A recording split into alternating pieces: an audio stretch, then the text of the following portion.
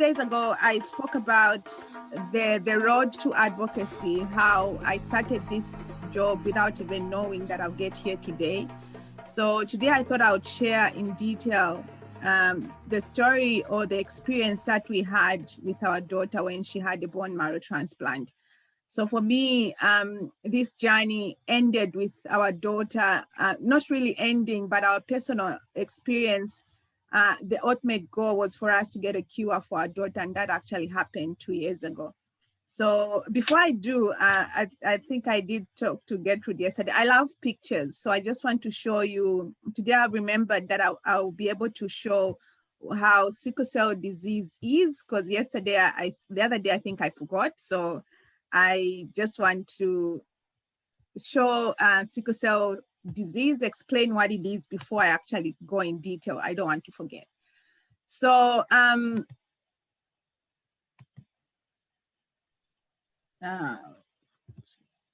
okay. So I just want to explain what sickle cell disease before I go ahead, because we got impacted without even knowing. I have the sickle cell gene that I lived with for over 30 years until we were told when our daughter was the fourth one that she was actually diagnosed with sickle cell disease. So sickle cell disease affects the red blood cells, and this is what happens. For normal people who don't have this disease, their red blood cells are nice, oval shape, and these are the ones on the left-hand side. They go through the vessels nicely and nothing happens. But if you have sickle cell disease, on the right-hand side, this is what happens. The red blood cells actually get deformed after about 20 days. The normal red blood takes about 120 days in the body to replenish. But when you have sickle cell, about 20 days, they get deformed. Then they get stuck in the vessels. And this is what happens. Most of the time, it brings about pain. And most other times, you have anemia. So I'll stop sharing that. So because the red blood cells are broken in the 20 days, so people are anemic, they are fatigued, and you have different complications. You may have infections. Those cells may get stuck in the brain. You can have a stroke. The cells can get stuck in the chest, and you have pneumonia. So for my daughter, that's what happened. Her condition wasn't so much pain. Her condition was mostly to do with her chest. She had pneumonia after pneumonia. That's how she was diagnosed at 14 months. Her first attack was at 7 months. So we didn't know, because when I was sick, the doctors just lost it. I'm in Australia, where this condition is, even up to now, it's considered a rare disease. So when I was pregnant, they did pick up that I had the sickle cell gene, but even though they picked it up, they just lost it. They didn't know what was wrong with me, because I was sick. And they didn't actually tell us that, oh, by the way, your daughter might have the sickle cell gene, at least because obviously I had it, or disease, you can bring her back or anything. So they didn't. So from the time she was 6 months old, she started having these complications or symptoms that we didn't know anything about, until at 7 months old, she started a road to having those pneumonia. The first one, she got cured with antibiotics. Again, at 9 months, she had the same condition. But I would always remind them that I was very sick when I was pregnant with her. I almost died. I was in ICU. Please do a full blood check on her. And they couldn't listen to me. And again, at 9 months, she had the same. 12 months, she had the same, but this time it came coincidentally with the 12 months injection. So the doctors said, no, she just has a reaction to the injection. So she has a high fever, and just give her paracetamol, she'll be fine. But the fever never went for 3 days, and I was working at the time. She was in family daycare. I didn't know what to do. For 3 days, I gave her paracetamol, it wouldn't go. 3 days, I was turned back from the hospital, until I think the third day at night, when I left at the family daycare, the lady said, you know what, Agnes, right now, take your daughter to the hospital, because her fever hasn't gone down. I didn't want to alarm you at work. So I took her to hospital, and this time I didn't know what to do, because I've been turned back from ED for 3 times. I decided to take her to the GP, which was next door to the to the emergency hospital after hours. I went about 6 p.m. So when I was sitting there, now I have this child, I've given a paracetamol at home, the fever is not going down. So I'm sitting, I found a queue in the GP. So I just go to the nurse, who was very nice, by the way. Sometimes some nurses are not so nice. I'm a nurse myself, so I'm not, you know. So I went to the nurse and said, look, my daughter has been having this fever for 4 days. I've given her paracetamol. I know I'm supposed to wait for the GP, but you could just please do something before I wait. And then she took my daughter, and she didn't even actually use the thermometer. She just took her and she picked her up and ran to the GP's office, and there was somebody in there, barged the door, and she said, you need to see this child right now. And the GP also took her, she didn't do anything, ran across the road and barged into the ED, the hospital, and said, you need to see this child right now. So now all the doctors are running around in the emergency hospital. I'm all by myself, mind you, this time, because I had a husband who was working away in the mines. So I'm all alone at the hospital. And now the doctors are running up and down. I'm like, what's happening? What's happening? They just told me to calm down. And after a few minutes, they came back. They said, your child is really sick, but we're doing some tests and we'll let you know. After a few while in ED, that's a long while, we were told that we are going to be transferred to the main hospital, because I was in the outer suburbs. So we were transferred to the main hospital in the city. So we went to the city. I told my husband, and my friends met me there. And after a day, I think they stabilized her that day. The following day, they actually now told us that, look, your child is very sick. She has pneumonia and her left lung has collapsed. So we need to hook a drain to remove the pus from the lungs, and that your child has sickle cell disease. I was like, what are you talking about? I knew a bit about sickle cell disease, and this is how God works. When I came to Australia, God connected me with 2 sisters from my country. And these 2 sisters, between them, they had 3 kids with sickle cell disease. So I used to help them, but I didn't know the severity. I would help them at hospital. I would see the kids, we would talk. I didn't know the severity of sickle cell disease. And that time I was a banker from corporate world. I didn't know what it was. So I started Googling what it was. I didn't even know how to spell it. So they tell me that she has sickle cell disease. And then I tell one of the sisters that, look, I'm in this hospital, I'm in this ward. From the name of the ward, she knew that there was something wrong, because apparently that ward was a hematology or oncology ward. And so she came running. She's like, what's happening? I was like, I don't know. That was before they told us. And then the following day, they told us that she had sickle cell disease. Then I said, no, you've got it wrong, because when I was sick, when I was pregnant with her, they told me that I have Still's disease, which is some form of blood disease. So it's going to go away, because I got better when I gave birth. So I don't think she has sickle cell disease. Go and check again. I think she has something else. Then they said that, no, she actually has sickle cell. So that's when our life changed forever. Well, at least for 11 years after we chased that cure. From there on, our lives was just in and out of hospital. Every 2 weeks, pneumonia would come back. And also it came with the spleen, which is a spleen crisis, where the body just takes all the red blood cells and takes it to the spleen. So every time we'd run to ED, she would have a blood transfusion. And every time we'd have to, especially in the winter, because of the pneumonia, would always rush to hospital. The following year, after when the lungs collapsed, we just realized after a few months that her chest started growing. She had this figure like her chest would just grow and she wouldn't run. She would always be breathless. Then the doctor said, no, she's actually growing like a bubble inside the chest. When they closed the chest after draining, it didn't close they closed it too soon. So they left some air in the lungs.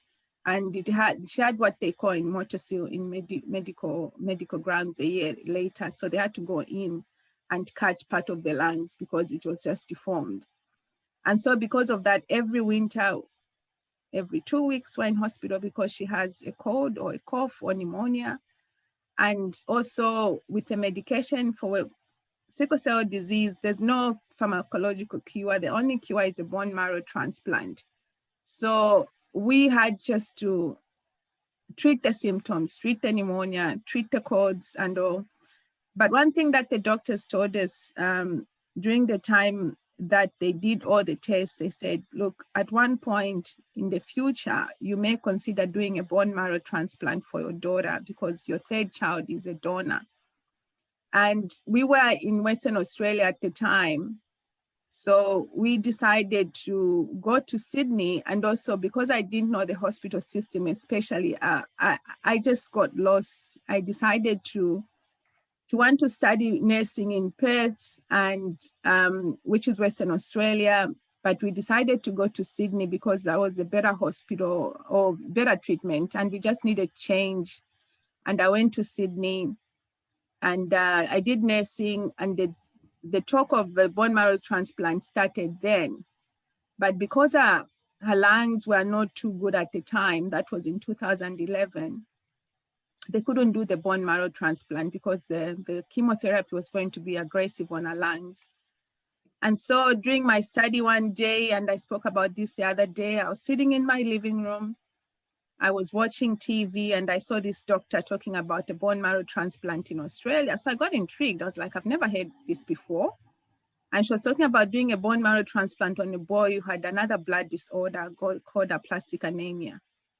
And so I quickly got a screenshot of the name on the TV, and I contacted that doctor here in Melbourne. I was in Sydney, and she told me that, you know, next time you're in Melbourne, come and see me. I can do a consult. And we didn't wait. We got a ticket, and we came here to Melbourne specifically to see her. She gave us a consult, and she said, look, there's light at the end of the tunnel. Your daughter might get a bone marrow transplant, but at the moment, the chemotherapy is very aggressive for her lungs. So, but the good thing is right now they're doing some clinical trials for the chemo that is not so aggressive, where we can do like reduced conditioning, like less chemo. So let's just wait for a few years and see how we go. So we knew that at some point, maybe God willing, she may get that treatment. So after I graduated from my nursing school, we moved to Sydney, to Melbourne, waiting, hoping, praying that one day that clinical trial will be okay and she will have the treatment. And so to cut the story short, after so many years and so many complications, including having to stop other medications because they couldn't work, and the blood, she developed antibodies. So the blood transfusions became scarce. Every blood transfusion risk of having another extra antibody. We accepted to do the bone marrow transplant. It was a very difficult thing for us to agree as a family, because we had seen a death in the sickle cell community for one of the people who tried the sickle cell, who tried the transplant, and they didn't make it. So we had to ask for, it took us 1 year to actually agree. We needed to be in a space where we could actually agree wholeheartedly without reservations. And so we asked for prayers. The only thing that we asked for, that, you know, we had to wait for a period where we thought the time was right, God willing. And so when the time, it felt right when people started praying for us. And when we started praying, we dedicated her to prayers. We took her to prayer rooms across Melbourne. There's different prayer rooms, and it just felt right. So after a year, we went through therapy as a family, the kids especially, but herself, she was 10 at the time. The moment she heard that she was going to get a cure, she just said, as long as they don't put needles in me, Mom, I want to do it. But for Mom and Dad and the siblings was hard. But after therapy, we managed. But one funny thing, I'm a very strong Christian. I believe in everything that surrounds me, and every word that comes from someone somehow plays a part of my being. And God speaks to me through people. And sometimes he speaks to me in my dreams. So one day, the day we went to hospital, actually, we were turned back 2 times because the ward wasn't ready. they said, no, go and have lunch. And then again, we came back. No, it's not ready yet. The third time they told us to sit in the room next door to the ward. Said, no, I just wait. They're almost done. When I sat in that room we were playing gospel music with all the family members, I slept for 10 minutes, a good 10 minutes. And when I slept, I saw God telling me that, you see these pink t-shirts here? These are all the t-shirts for the kids who had a bone marrow transplant, and your daughter is right here. Yours is right here. And then I woke up, I told my husband that you can't believe what I've just, I've had a dream. This is what God is saying. So I was confident at the time that, no, this is the time we need to go, because I was so unsure. And they told us that even if you are unsure on the day, even if you go in before they start the treatment, you can stop them. And that's how unsure I was. So we went in, I'm looking at time. We went in and we decided to dedicate that experience, even up to now in our lives, to dedicate our lives to God. Our ward was a prayer room. Like, we played gospel music every day. We prayed every Sunday through Facebook Live. And the nurses in the whole ward, is an 8-bed ward. The nurses would fight, like, not today, I want to go and see my daughter's name. I want to look after her. Our room became a worship room. Even the doctor we knew from 2013 should come in and said, Agnes, there's just something in this room. And we just laugh it off. Like, the presence of God was just filled in that room. Our friends were outside the ward. My God, this gives me. Our friends were outside the ward praying for us. The church were praying for us. And everybody expected, the worst. When you're going through a bone marrow transplant, there's phases where they're like, no, next week she'll start having sores in the gut and she'll start vomiting and all. And my daughter went through the bone marrow transplant like anyone had never seen before. The nurses were actually, at one point when she started going out, they're like, no, kids are not allowed in this ward, because she didn't seem to them like a patient, especially if she had a beanie on. She's like, no, she's a patient. She used to eat Doritos, a form of the hardest crisps. I don't know whether you have them in America or in other parts of the world, having these different people here. They are the hardest form of crisps or chips. She ate that throughout the bone marrow transplant, and she was expected to have sores in her gut. Our experience was, for her, the experience where we saw was really good for her. But for me as a mom, I don't think I'll ever go through that experience again. It was the most scary thing that I had to go through. But here's the thing, I'm only human, and I believe in God 1,000%. Like, I held on to, I was like, I could feel him. I could feel God because I held on to him. And I had this thing that I still have on my throat, that I didn't want to cry, no matter how scared I was, because of the things that I read and the things that I saw on YouTube. Anything was going to be possible. I remember at one time she was having I think some chips or something, and then she had tomato sauce on her cheek. And one of the things you don't want to see in a bone marrow transplant is bleeding. And I thought she was bleeding from the brain. And I ran and pressed the button, like, code blue, she's bleeding. And the doctors came and they said, everybody came, code blue, like 20 or so, 10 or so. And all they saw was tomato sauce on a cheek. I was so scared. I was in hospital for 40 days. And I slept at the hospital for 37 days because she didn't want Dad to. The only thing that she had was diarrhea. That was the only complication. She never vomited, nothing. She didn't want Dad to clean her. So I had to stay in the hospital for 37 days. Out of those 37 days, I don't know whether I slept for even an hour, because I just wanted to see her breathe. And I would go and see her. And I would pray to God that nothing happens. And I would be so scared, but I wouldn't cry. One of the days, the 3 days that I went home, one of the days I was going home and I was just paranoid. Like, I would look at somebody in the streets, but God, why me and my kids and my family? why not that person? But I couldn't cry. I was just so scared to disappoint God because I was so sure that my daughter was going to get cured. And then from nowhere, my friend, her name is Faith, she called me. And she's like, Agnes, how are you? I'm like, oh, I'm fine. I'm going home today. And then she said, you know what, Agnes, things are going, she's a very strong Christian. She will be fine. We're praying for Mapalo. But you know what? Sometimes if you feel like crying, it's okay to cry. And I was like, God, how did you know, Faith? Because I've been struggling for over 30 so days because I felt I was going to disappoint God. That if I cried, that I didn't believe in him. So, and I cried.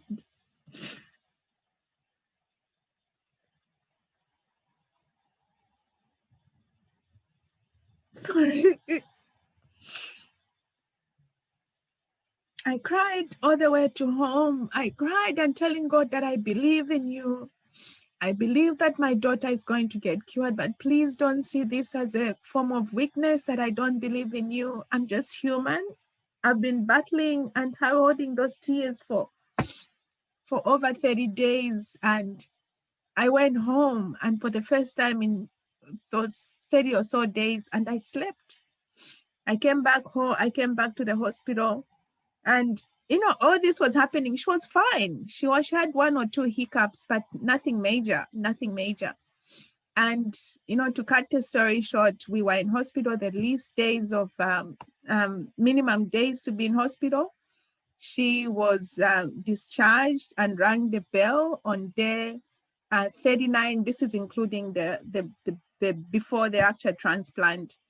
And she was discharged. She had a few hiccups, but nothing major. And my daughter, after living with sickle cell for 10 years, she's now cured.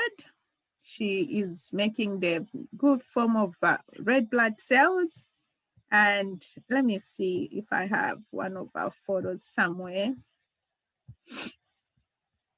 Sorry. That's her. I had to blur her name and photo. So that's her. That was the hospital days. And that was the time that she had the drain, when they are draining the fluid. That was the pump taking out the pus when she was admitted the first time. And that was her. She's a very bubbly child, even up to now. I always ask myself, I've asked her how it felt. Maybe at some point when she's old enough, she'll tell us. She doesn't want to talk about it. So, and I'm sorry to break down. This is the first time that I've ever had to talk about, her experience. And yeah, so, but our fight goes on. And this is why I founded Australian Sickle Cell Advocacy. For me, is to fight for people like my daughter that don't have a light at the end of the tunnel, but you don't have to wait to have those flip of the coin and say, maybe, we're hoping that one day every child and every person living with sickle cell disease, the cure will be as easy as every other condition. So thank you again for making me cry.